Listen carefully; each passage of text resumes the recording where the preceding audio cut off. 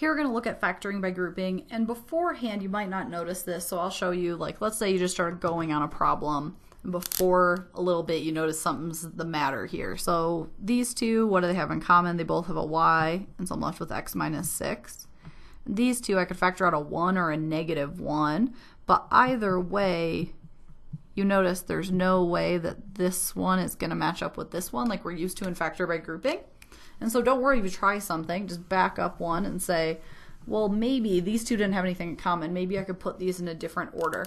And sometimes there's even more than one order that works, but let's say I noticed that like this one and this one both have some y's, and maybe this one and this one both have some x's.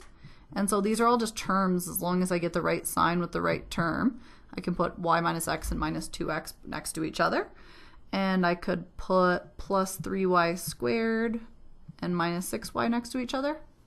And sometimes there might even be times where you don't get the perfect order the next time, and you can still fiddle around with it a little bit as much as it takes.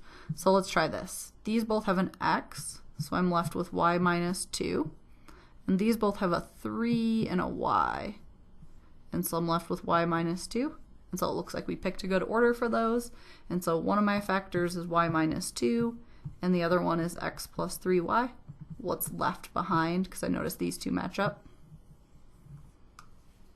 And so don't be afraid to fiddle with those a little bit. A lot of times they give them to you and they work right off the bat. That's the easiest. But if they don't, try a couple orders of the terms to make sure whether or not you can get it to work.